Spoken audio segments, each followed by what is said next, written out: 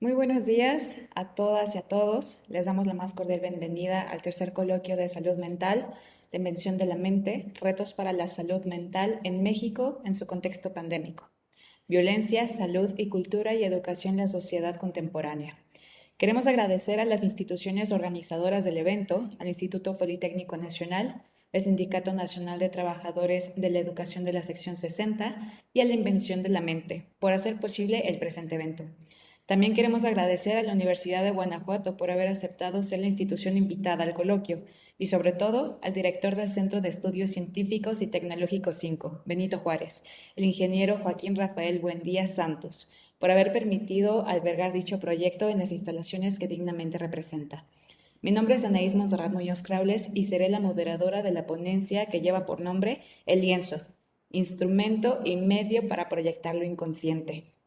A continuación, daré pie a leer la semblanza curricular de la doctora Rubí Lara Chacón, por parte del Instituto de Desarrollo de Arte y Cultura del Valle. Licenciada en Psicología por el Centro Universitario Immanuel Kant, con maestría en Psicoterapia Psicoanalítica de Niños y doctora en Psicoanálisis y Arte por la misma institución. Curso de superación posgraduada, Desarrollo Psicográfico por la Facultad de Psicología, Universidad de La Habana, Cuba. Especialidad en Perito en Psicología Jurídica por el Instituto Nacional de Desarrollo Jurídico. Psicoterapeuta en el consultorio privado por más de 17 años y docente en el Centro Universitario Immanuel Kant por más de 15 años y en el Instituto de Desarrollo de Arte y Cultura del Valle. Por lo cual me da un gusto cederle la palabra a Rubí. Por favor. Hola, buenos días. Muchas gracias, Ani. Bueno, pues no sé si quieran que empecemos o esperamos que llegue un poquito más de gente. Ustedes me dicen. Podemos iniciar, por favor. Claro que sí. Bueno, el tema de la exponencia, el lienzo instrumento y medio para proyectar lo inconsciente, surge a partir del módulo 7 de este congreso, a donde empieza a preguntar sobre el psicoanálisis y el arte. Tiene que ver cómo a través del arte podemos encontrar vestigios, podemos encontrar aspectos sobre lo que se va proyectando y sobre lo que se va viviendo en cada una de las épocas que se va encontrando y se tiene pues arte. Entonces, el lienzo viene siendo cualquier tipo de instrumento, de elemento, puede ser plastilina, puede ser por lo tanto cerámica, puede ser por lo tanto cualquier área en donde se pueda proyectar. Entonces, para partir de esta temática, tenemos que irnos digamos, de atrás hacia adelante, no el lienzo, sino desde lo inconsciente. ¿Qué es lo inconsciente? ¿Qué hay en lo inconsciente? ¿Qué es proyección?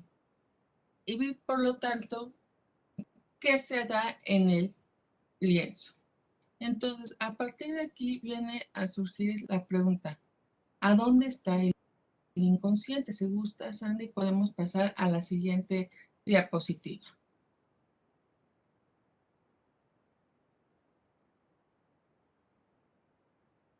La siguiente diapositiva, por favor.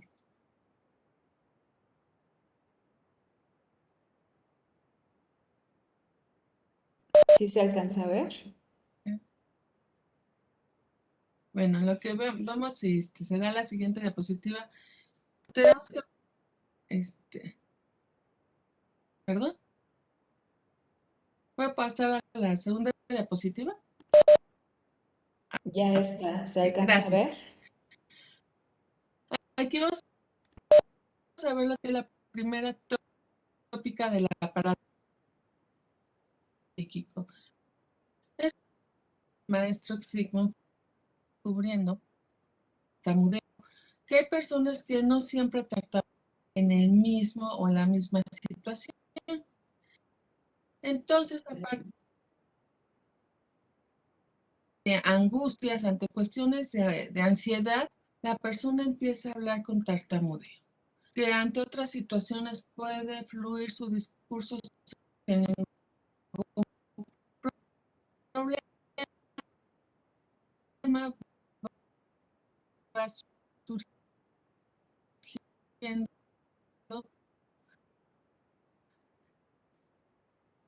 totalmente sin libertad. Al psíquico que lo físico. Él va diciendo, tiene que haber algo y empiezas siendo con la física. Por eso ahí surge la palabra aparato. Dice, entonces un sistema, una que ver con de la cuestión física, dice, vamos a, dice que está constituido por tres tópica, porque indica un logrando el inconsciente, el preconsciente y el consciente. Entonces, a partir de ahí vamos a ver que el sujeto, que el aparato está en inconsciente, no subconsciente, porque a veces ahí se llega a dar confusiones y por ahí podemos ver la diferencia entre psicología y psicoanálisis. ¿Por qué? Porque la psicología puede hablar del subconsciente como una cuestión abajo de. De ahí, de hecho, el mismo maestro Sigmund Freud nos va demostrando y va estudiando por qué no se le llama subconsciente, porque etimológicamente sub es abajo de. Y dice, no podemos hablar de una posición abajo, arriba, porque da como una importancia, como si el consciente fuera más importante. Y inconsciente etimológicamente es adentro de. Por lo tanto, hablamos que lo que se tiene está dentro de, no abajo, sino están en la misma línea de importancia, en la misma área, digamos hasta como geográfica, dentro del psiquismo, de la importancia. Entonces, a partir de ahí, él usa la palabra inconsciente, previo a consciente. Y aquí podemos ver en la diapositiva cómo podemos encontrar al inconsciente con parte de su sistema y del otro lado, en el preconsciente consciente, está la otra parte del sistema. Y si nos damos cuenta en la diapositiva del lado derecho, vemos que ahí está el lienzo que está fuera de, y entonces, ¿cómo es que a partir de ese afuera podemos proyectar o podemos ver algo que está adentro? Entonces, aquí podemos ver un bosquejo general del aparato psíquico. Es más complejo, pero no lo quise hacer más y más está desde la teoría freudiana y no lacaniana, porque podremos también meter toda la parte de los tecnicismos y de cómo el mismo Lacan va encontrando estas cuestiones y va nombrando a partir de la lingüística otras partes que Freud llama desplazamiento, condensación, Lacan llama metáfora, metonimia, huellas némicas, Lacan empieza a ver como imagos. A partir de ahí, entonces, vamos a irnos con lo que tenemos aquí. ¿Qué es esto? Vamos a ver primero la pulsión.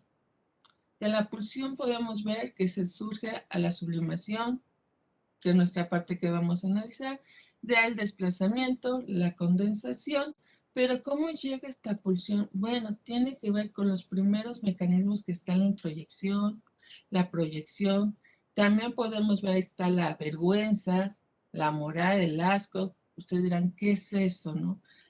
Está la censura, entonces todos estos tienen que ver con el aparato psíquico, unos con la parte del sistema inconsciente, y otras con la parte del sistema preconsciente, que a continuación vamos a desarrollarlos y a practicar un poquito más de qué se trata. Por favor, la siguiente diapositiva. Gracias. Entonces, ¿qué es el inconsciente? El inconsciente es un sistema del aparato psíquico de la primera tópica de Freud. Esto es importante que lo veamos. La primera tópica de Freud tiene que ver con la situación de que Freud maneja dos tópicas. Las dos tópicas, la primera tópica es de más o menos 1897, inconsciente, preconsciente, consciente. La segunda tópica va a ser de más de 1923-1926, en donde vamos a ver que ahí le llama ello, yo y super yo. No son sinónimos, ni Freud tiene que hace una comparación que el ello es el inconsciente que el preconsciente tiene que ver con una situación. Es decir, ni el preconsciente es super yo, ni el consciente es el yo. Es una forma de ir estudiando e ir viendo lo que viene siendo otra parte de la psique, pero no son sinónimos ni tiene que ver. Una es una primera tópica, otra es una segunda tópica, y dentro del psicoanálisis tenemos que estudiar las dos tópicas, pero sin verlas como si fueran una misma.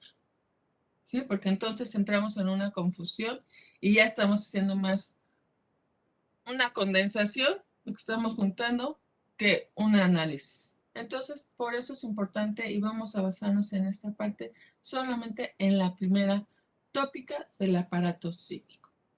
Y Freud también dice que es el inconsciente, un sistema estructurado como un lenguaje que tiene un doble sentido. Como un doble sentido. Un doble sentido es que se puede encontrar en ese discurso un otro. Es decir, que cuando uno habla, no habla una cuestión lineal. Cuando uno habla, también por ahí sale el inconsciente y encuentra una forma de escaparse y expresar lo que quiere decir que no se atreve. Es decir, vamos a ver como una metáfora, una condensación. Es decir, cuando alguien dice algo, hay que escuchar qué está diciendo porque tiene ahí ese doble sentido. Para Lacan dice es una metida de pata. O sea, dice no hay otra, es una metida de pata. Es siempre del orden del significante. Hay una metida de pata cuando uno se equivoca de significante. El ejemplo más claro que a veces usamos es cuando uno dice, no sé, a ustedes les ha pasado que la mamá se echa todos los nombres de los hijos y hasta el final dice el nombre que quiere decir. Ese es un cambio o un equívoco de significante, porque yo quería decir María y me eché a Lupita, me eché a Juanita y hasta el final, sí, tú María. Esa es una metida de pata, un cambio de significante. Una situación más grave es cuando al novio o a la pareja le cambias de nombre. Es decir, que en el inconsciente quería decir el otro nombre, pero de ahí se escabulló ese doble sentido y cambiamos de nombre.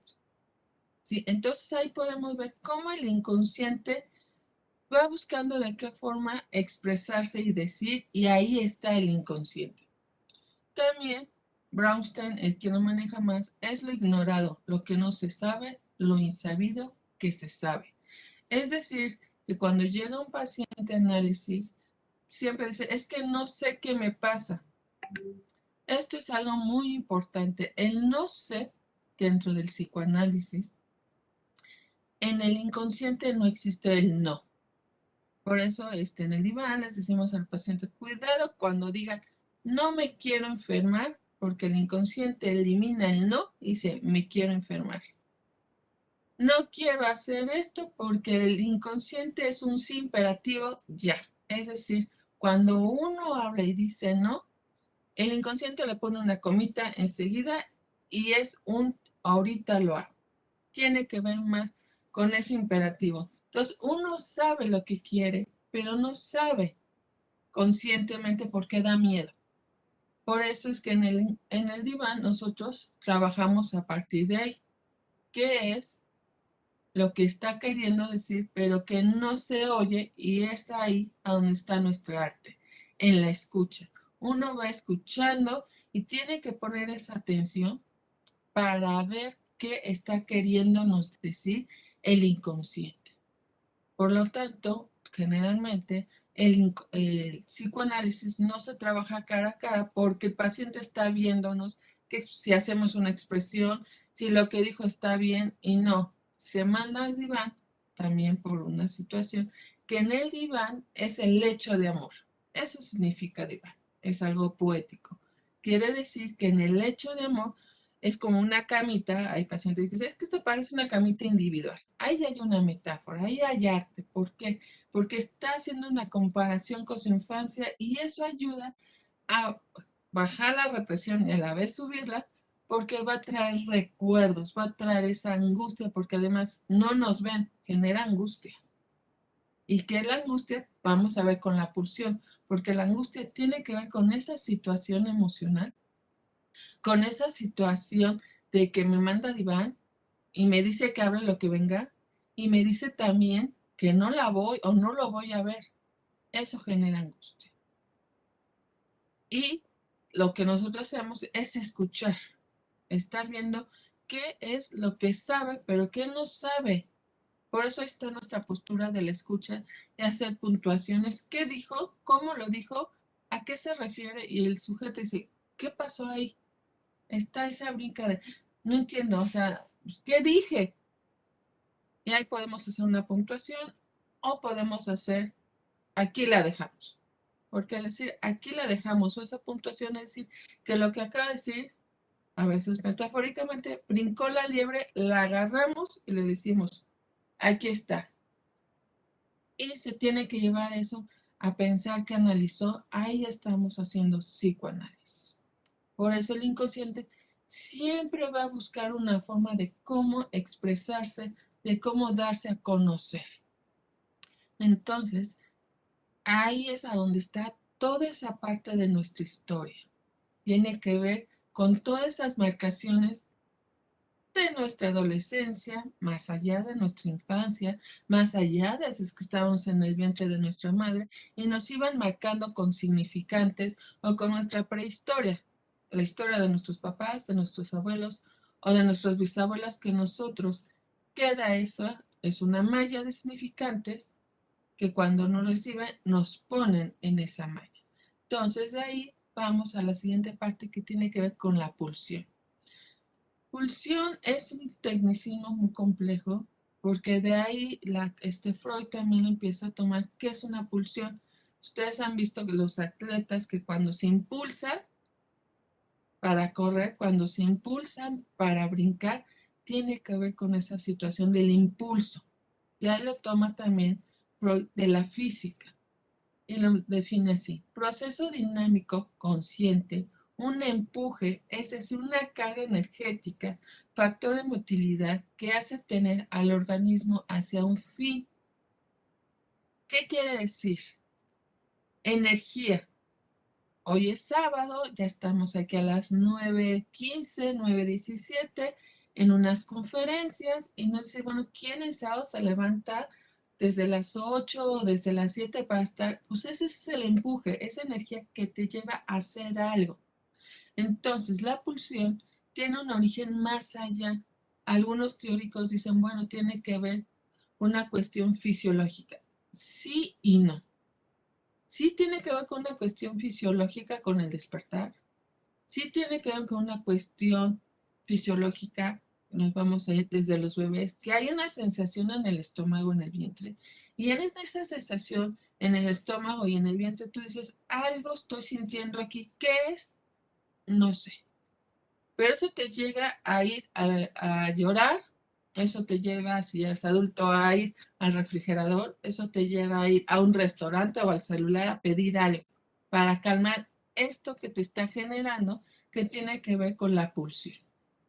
Es decir, que la pulsión está dividida o está hecha por tres factores, bueno, son cuatro, perdón, pero esos factores es los que te va a generar a que tú comes, dirías por hambre, ¿sí? Pero también tú comes o tú eliges eso de lo que comes porque ya fue trastocado por la pulsión por una satisfacción. Porque si fuera por hambre no hubiera tantas cosas en un menú, no hubiera tantos restaurantes, sino la pulsión le pone esa carga y hace que te muevas y que cumplas con ese fin. ¿Cuál es ese fin? Cubrir esa necesidad. Pero ¿con qué objeto? Esa es la importancia. Si fuera una necesidad, todos comeríamos nada más pollo, por decir. Pero el objeto es lo que se trastoca y es lo que va a generar que se pida diferentes, espero que no le tengan hambre, pero que chilaquiles, que tamales, que ensaladas. O sea, ¿por qué hay veganos? ¿Por qué hay gente que no come carne o que nada más come carne? Porque ahí está la pulsión, marcó esos significantes que va a hacer que tú busques y sacies esa necesidad a partir de ahí. Entonces, la pulsión tiene que ver con esa energía que nunca se acaba, se apacigua, pero no se acaba, ¿sí?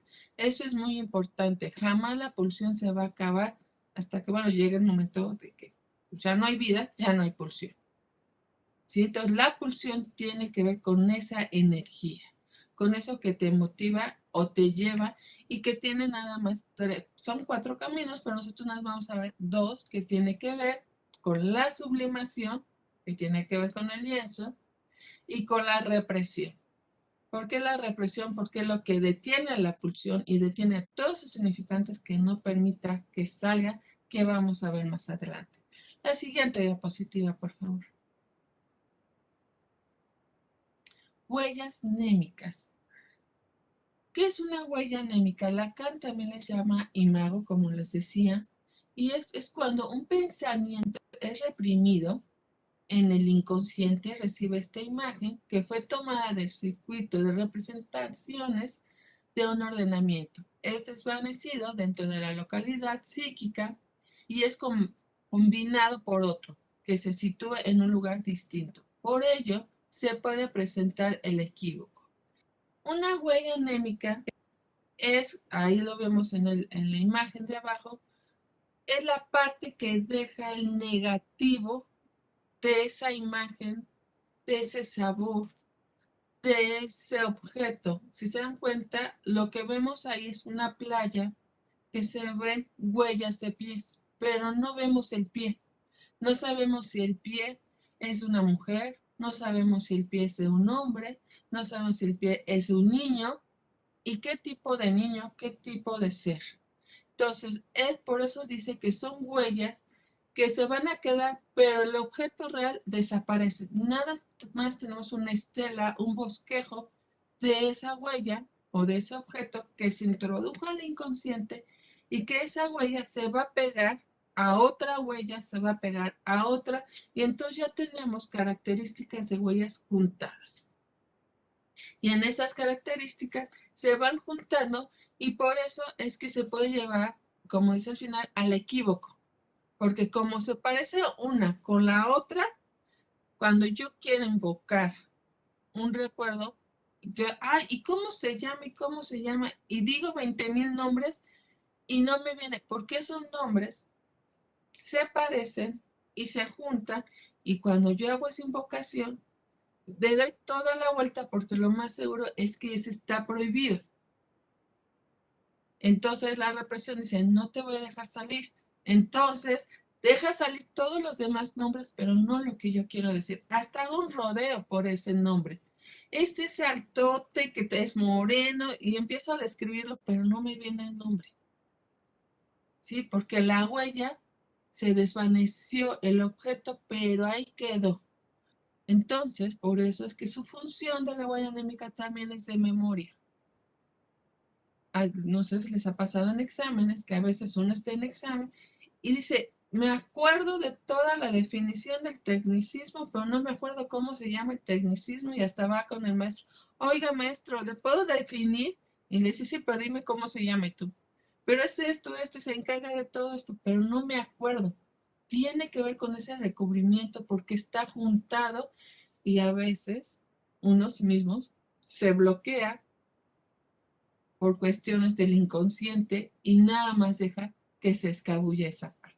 Entonces vamos a la siguiente diapositiva, por favor. Entonces, de ahí, ¿cómo es que una huella anémica entra a nuestro inconsciente? ¿Cómo ese significante entra? Bueno, los dos mecanismos más arcaicos que tenemos y los primeros que tenemos se llama introyección y proyección. El sujeto hace pasar en forma fantaseada de la afuera al adentro objetos y cualidades inherentes a estos objetos. Y la proyección es un hecho que desplaza y se localiza en el exterior, medio por el cual el sujeto expulsa de sí y localiza en el otro, persona o cosa, cualidades, sentimientos, deseos, que no reconoce o que rechaza en sí mismo. Por eso me atrevo a poner este cuadro de Frida Kahlo, que son las dos Fridas, si se dan cuenta, ahí están los dos corazones y se conecta uno del otro. Ahí está lo que Frida de uno introyecta fantasiosamente en la Frida real. ¿Cuál es la Frida que quiere ser, que quiso ser? Es la que ella fantaseó e introyectó y es la que ella proyectó en sus obras de arte. Por eso vamos a ver más adelante un poco de su historia y cómo lo que ella introyectó, que ella vivió con cuestiones muy traumáticas desde muy pequeña, porque le dio la polio y vivió situaciones de temperaturas muy fuertes, situaciones que fueron marcando su vida, esas huellas némicas, que fue introyectando esa situación familiares y en sus obras de arte cómo las fue proyectando. Por eso dice que la introyección es todo lo que está afuera, que introducimos una forma fantasiada. Es decir, que no siempre introyectamos la realidad fáctica, sino lo que nosotros introyectamos en nuestra realidad psíquica. Por eso en el peritaje lo que podemos ver nosotros es que lo que dice un testigo visual a otro testigo, entre otro testigo, uno de frente, uno a la izquierda y otro a la derecha, nadie cuenta la misma historia igual. ¿Por qué? Porque cada quien lo ve y lo ve deslumbrando desde diferente óptica. Por eso es que ya en esta situación ya no se usan los testigos visuales. Se van todos al famoso celular. Todos agarran y empiezan a grabar. Y ya es lo que toman. Son los celulares porque ahí está viendo esa realidad práctica. Porque la psíquica, dependiendo con quién te identifiques, puede decir no es cierto porque hay una negación, o puede ser sí es cierto porque hay una cuestión de aceptación. Entonces, la introyección y la proyección tienen que ver con esta cuestión fantasiada de mi historia, de lo que me han dicho, y esa situación de que me genera angustia y como no lo soporto, ¿qué es lo que hago? Lo desplazo hacia otro objeto rechazándolo. Por eso está el dicho muy nuestro que dice, lo que te choca, te checa. Es decir, lo que no puedes ver en otra persona es porque probablemente tú lo tengas y eso es lo que te genera molestia y por eso lo rechazas, porque la proyección está ahí. Entonces, cuando para los pacientes tenemos que escuchar, es que esta persona me cae gorda, no la soporto por esto. Entonces, ¿de quién está hablando realmente? Pues de él, pero no lo puede soportar, por eso lo proyecta en el otro y puede estar hablando de él sin generar esa angustia. Por eso también que decimos, el primo de mi prima le pasó esto. No, no le pasó el primo de tu prima, te pasa a ti. Pero como no lo soportas, no lo puedes hablar desde tu historia, ¿qué es lo que hacemos? Lo escuchamos desde la historia del otro. Y a partir de ahí, la gente baja la angustia, que la angustia tiene que ver con esa pulsión, es decir, que ese objeto que me genera angustia, lo quito, le desplazo hacia el otro y puedo hablar porque así la angustia disminuye, ¿sí? Y es a partir de estos dos mecanismos que se tienen más, pero tiene con el arte que ver mucho la introyección para poder plasmar porque yo no puedo plasmar algo en un lienzo si yo no lo tengo en mi inconsciente. Tiene que estar a fuerzas en mi inconsciente para poderlo proyectar en el lienzo, para poderlo proyectar en el discurso, para poderlo proyectar en una obra de teatro, en cualquiera de las 7 artes. ¿Sí? Eso es importante que tengamos estos mecanismos para poderlo entender el arte. La siguiente, por favor. Entonces ahí vamos a ver la represión. En lo reprimido se encuentra en el sentido sistemático el inconsciente. Tiene una naturaleza pulsional emergente, que tiende a retornar siempre a la conciencia que recibe el nombre del retorno de lo reprimido. Es decir, que todo, de hecho, de hace 29 minutos ahorita, todo lo que han estado escuchando, todo lo que hemos estado diciendo y trabajando, se reprime inmediatamente en el inconsciente. Nada queda fuera. Aunque parezca que no pusimos atención o algo, todo, lo más mínimo, queda en nuestro sistema inconsciente con una carga pulsional baja. Eso es importante, ¿sí? Es decir, la represión, el objeto, para que entre primero se tiene que estar catectizado, es decir, tiene que tener una carga energética que entra por la represión al inconsciente y ya entrando en el inconsciente se descaracteriza, es decir, pierde parte de su energía, porque si no estaríamos constantemente pensando qué dijo, cómo lo dijo, por qué. No, le quitamos esa carga energética, entra a nuestro inconsciente y si lo necesitamos, lo recaracterizamos, es decir, le ponemos energía, le ponemos esa pulsión y podemos sacarlo del inconsciente y platicar. Si ustedes van con sus amigos a tomar un café, a tomar una cerveza, algo, y empiezan a platicar sobre un tema o una situación emocional o sobre lo que hemos vivido en este año y medio sobre el COVID, es porque está bien recaracterizado, porque está en el preconsciente con algo de energía y le ponemos poca y podemos hablar de estas situaciones emocionales. O hay veces que empiezan y empezamos con la lagrimita, los ojos rojos, porque está a flor de piel, es decir, no está descargado libidinalmente. Tiene mucha pulsión y por eso está a flor de piel esa situación. Y tenemos que tener nosotros como psicoanalistas prudencia, que hable, pero hay que contener esa parte del sujeto. Entonces tenemos que ver que la represión tiene que ver con la pulsión, una como la otra, porque si no se descarga va a generar angustia, va a generar que están los tres tiempos. Ahorita vamos a ver todas estas situaciones. Entonces, la represión tiene el primer tiempo.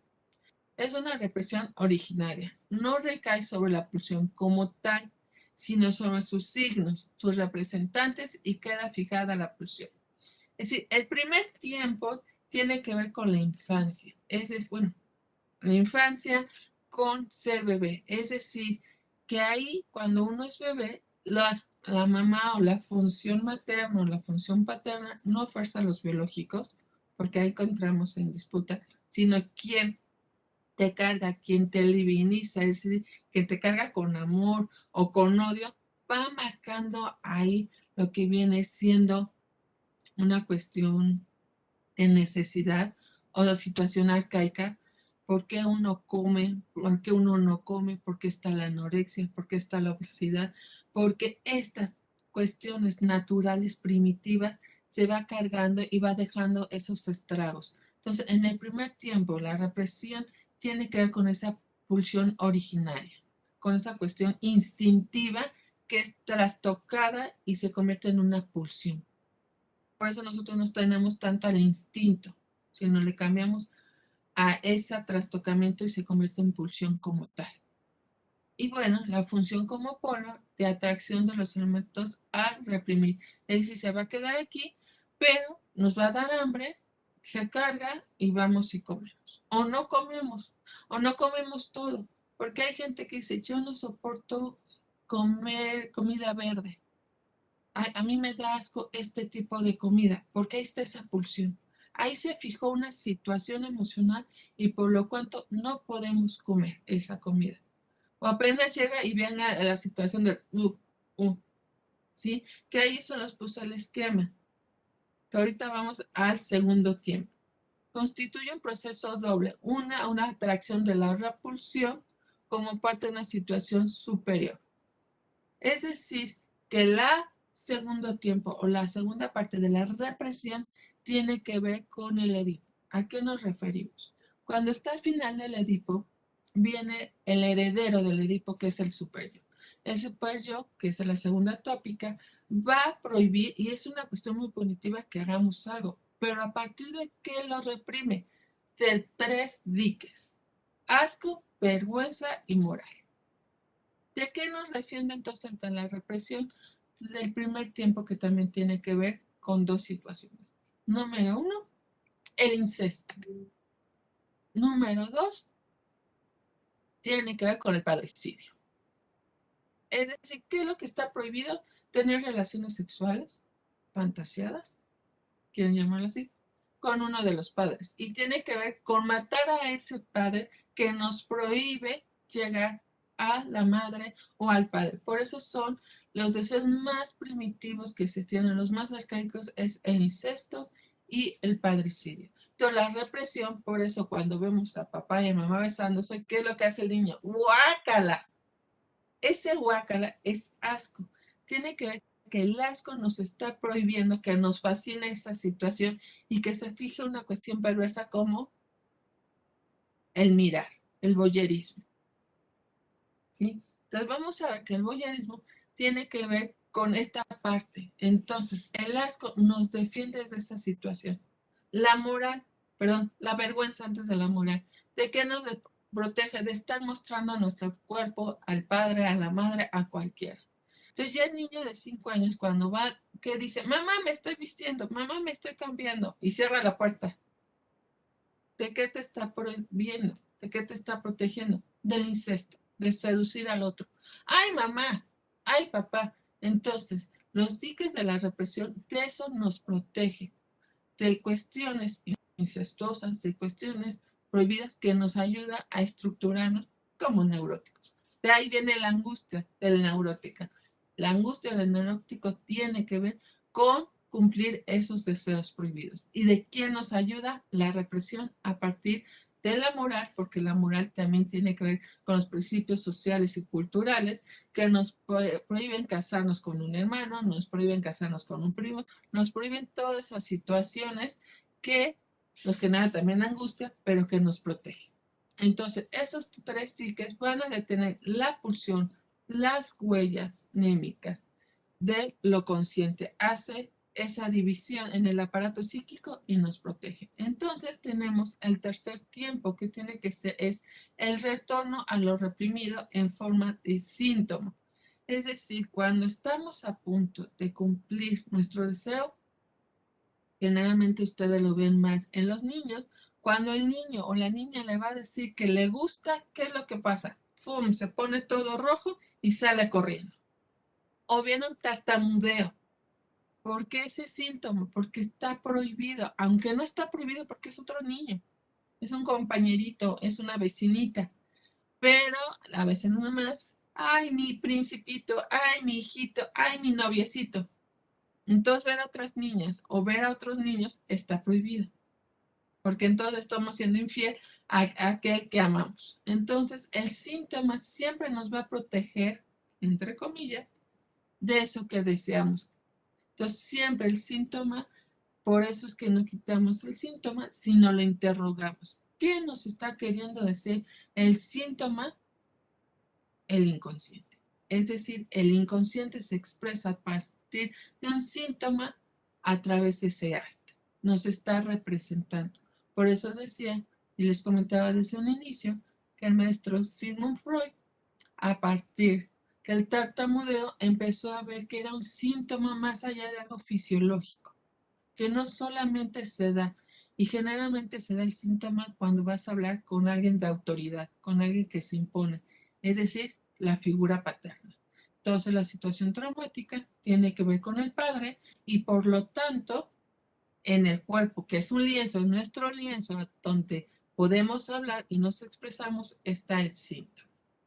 Entonces, el cuerpo, el yo, es parte de ese derecho Lacan, que el yo es un síntoma. ¿Por qué? Porque a partir de ahí el inconsciente habla. A partir de ahí da esas pinceladas por donde se puede expresar. ¿Sí? Entonces seguimos a la siguiente, por favor. Ok. Condensación y desplazamiento.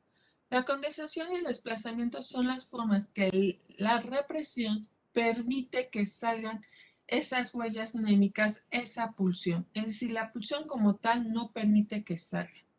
Entonces, a partir de la condensación, que es el trabajo a través de juntar varios elementos para formar un personaje, o los elementos se encuentran en el inconsciente haciendo un disfraz con algunos fragmentos de los personajes verdaderos que están en la vida cotidiana de la persona y que también se encuentra en el inconsciente. Y esto es como que puede salir el personaje tal cual, por, por la regla de la represión. Es decir, yo siempre les tomo como ejemplo Jack Sparrow, el capitán Jack Sparrow. Johnny Depp, uno dice Johnny Depp como quieran, cuando hizo ese personaje, tomó de varios piratas de historia y generó el capitán Jack Sparrow. Ahí estamos viendo una condensación. ¿Qué capitán es? Ni es Barba Roja, ni Barba Azul, ni ninguno de esos. Sino tomó pedacitos de cada uno de ellos y generó el personaje Jack Sparrow. Pero digamos, si esto fuera del inconsciente, ¿a dónde se encuentra el personaje real? Johnny Depp. Johnny Depp es el personaje que no podemos ver y entonces disfraza a partir de pedazos de varios, generando a Jack Sparrow. Entonces yo sueño o yo veo a Jack Sparrow, no, yo no veo a Johnny Depp. Sí, eso es la condensación, tomar elementos de diferentes para crear un personaje, digamos, que no existe, pero que proteja al verdadero. Esa es la condensación. ¿Y qué es el desplazamiento? Ponen el papel del personaje de la obra a otra persona que se parezca y que tenga cosas semejantes al personaje en sí, el verdadero, ya que es un factor que encubre al verdadero para que la idealidad se mantenga encubierta. Y el sujeto no tenga angustia de lo que está haciendo con este personaje. Se produce por la influencia de la censura. Aquí viene otro tecnicismo que no habíamos hablado, la censura. ¿Qué es la censura? Es un acuerdo que tiene entre la represión y la censura. Ustedes han ido a bares, restaurantes que tienen que ir con cierta regla de etiqueta. Si no llegas, la mujer tacones o el hombre corbata, no puede entrar a sus lugares. Te hacen un escaneo y te dicen, no cumple con las reglas de etiqueta, no puede entrar. Esa es la censura. La censura es la que dice, tú estás bien disfrazado, puedes pasar. Yo veo que eres la persona fulanita de tal, no estás bien disfrazado, no entras. Entonces, el desplazamiento, lo que es la censura, mejor dicho, lo que hace es proteger al consciente del personaje real, porque entonces entraría en angustia. El ejemplo más fácil es el sueño. Cuando uno sueña, nunca sueña con la persona real. Creo que soñé con, pero no le vi la cara. No estoy segura qué, pero yo puedo decir qué es.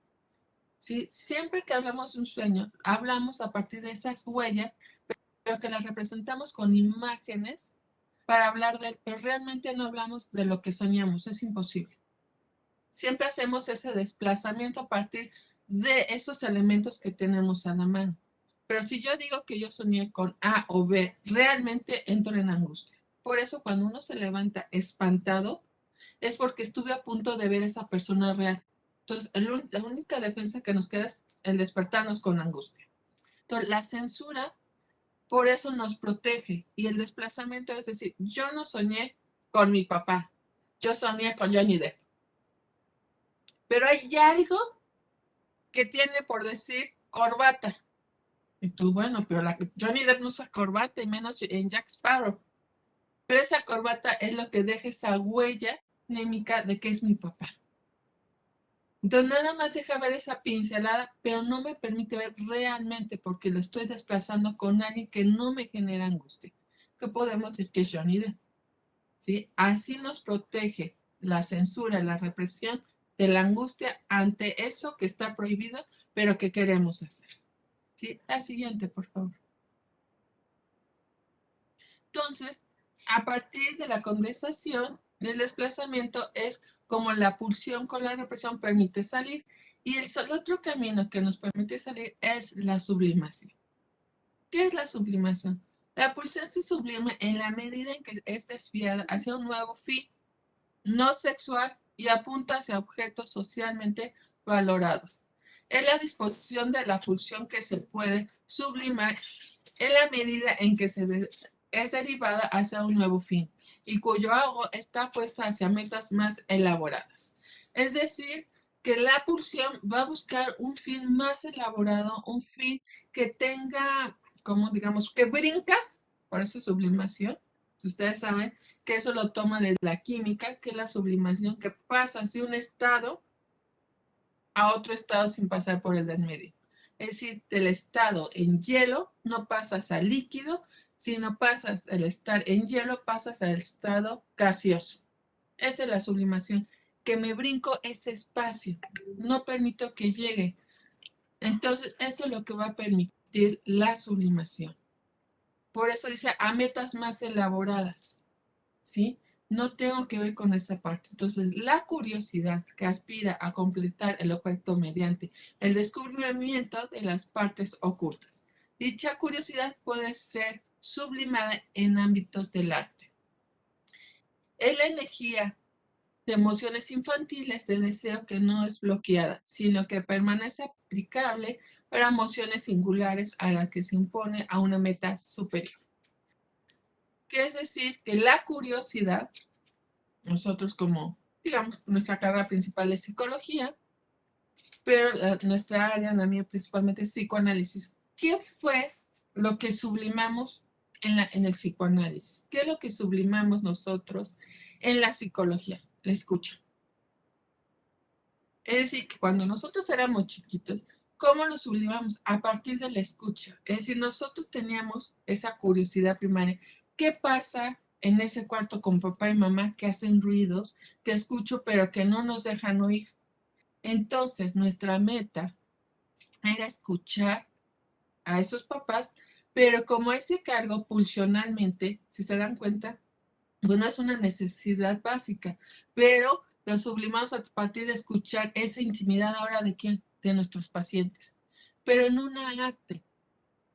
Es decir, que nosotros escuchamos a partir de qué es lo que le pasa. Es decir, ya no es con esa curiosidad infantil, sino ya es sublimada en una cuestión de que, ¿por qué el sujeto le pasa esto? ¿Por qué le está sucediendo esto? Ya es una curiosidad intelectual de la escucha. Ahí está esa sublimación en nuestra carrera. ¿Sí? Sí que todo psicólogo, todo psicoanalista, sublimamos la escucha. Entonces, pero en el arte, ¿cómo vemos esa sublimación? Esas cuestiones marcadas las vamos a encontrar en las pinturas. Entonces, a partir de aquí podemos pasar a la siguiente para que vean ya el contexto del cuadro, cómo podemos ver aquí la pulsión que puede buscar ese desplazamiento, esa condensación, para convencer a la censura y la represión permita salir esa pulsión sin ningún problema.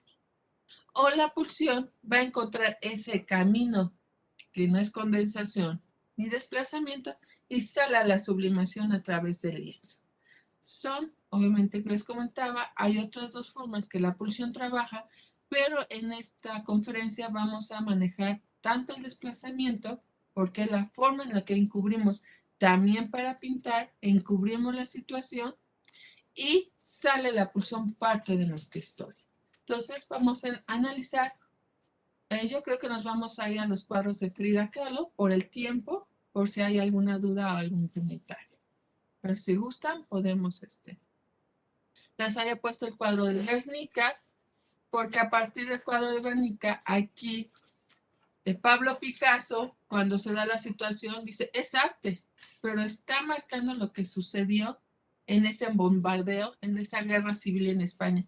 A partir de ahí podemos ver cómo está esos pedazos, ese grito, esa situación, ese decir, es arte, porque obviamente, y aún en la actualidad, hacer un arte que exprese la situación política, la situación, es muy difícil. Entonces, a partir del arte podemos también expresar las situaciones que se están viviendo sin que digamos es que es tal o tal. Es decir, podemos expresar y es arte. Nos defendemos con decir es arte y no pueden decir nada. A esa forma nos podemos nosotros expresar como en el cuadro de Guernica, como en el siguiente cuadro de Siqueiros que vamos a ver, como David Alfonso Siqueiros, estamos en México y tenemos que ver cuadros, cómo él está expresando la situación de 1930 con el punto de vista izquierdista. Es decir, aquí estamos viendo cómo terminando la revolución seguían los conflictos. Si se dan cuenta, en 1930 acababa de ver esos conflictos, situaciones políticas y cómo él está reclamando y está dando una voz al pueblo a partir de aquí, de estos cuadros. Está diciendo la situación real, aunque fue a la cárcel Siqueiros por sus cuadros, eso no impidió al gobierno decir, ¿por qué estás diciendo esto? Y él dice, ¿por qué no? Es la verdad. Sí, Siqueiros fue siempre muy abierto en ese sentido. Pero podemos ver cómo él está expresando, cómo él veía a su México, a su gente y su forma de expresar esa situación, de sublimar ese coraje, de sublimar todo, lo hace en el periodo realismo social. La siguiente, por favor.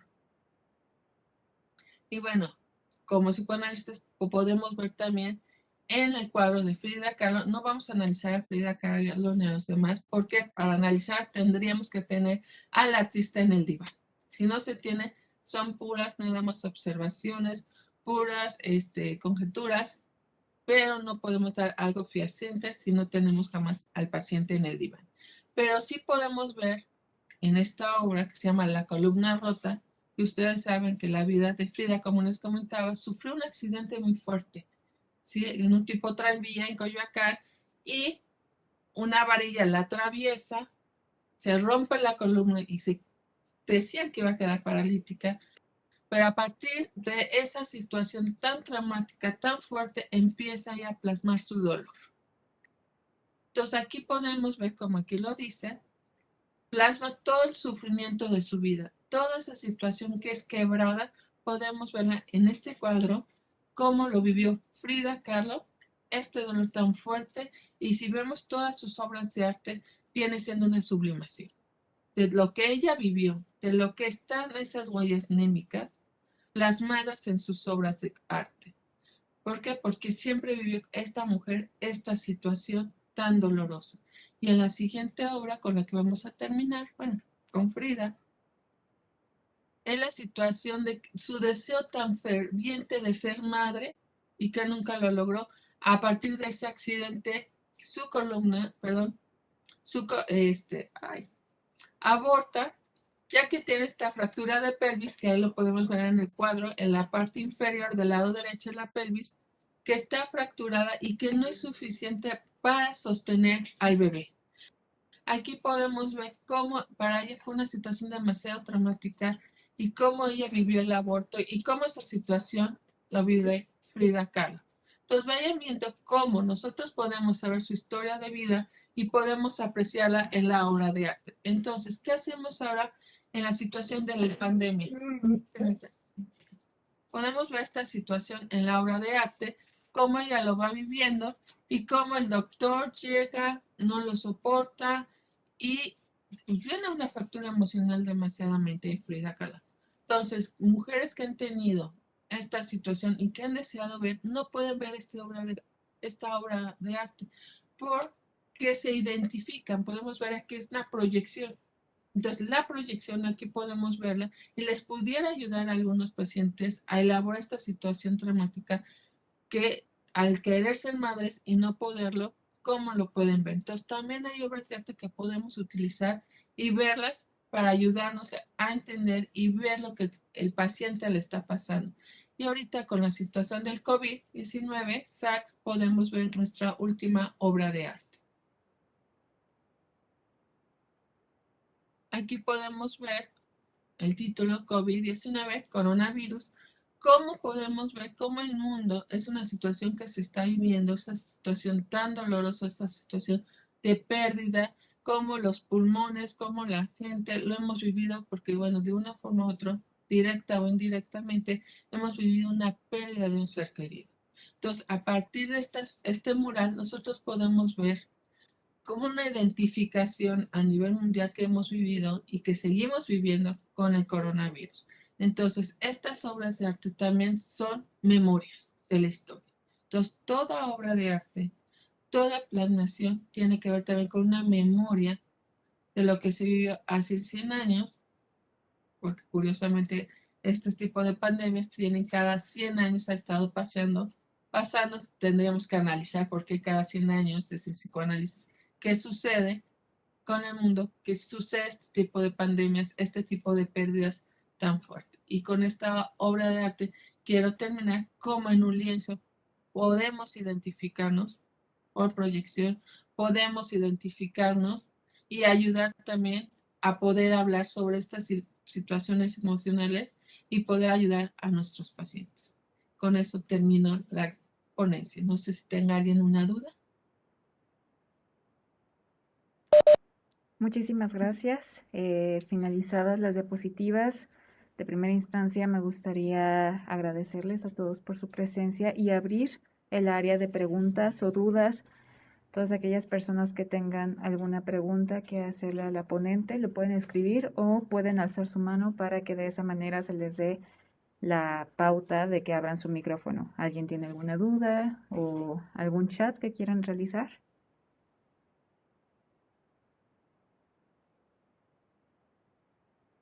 ¿No?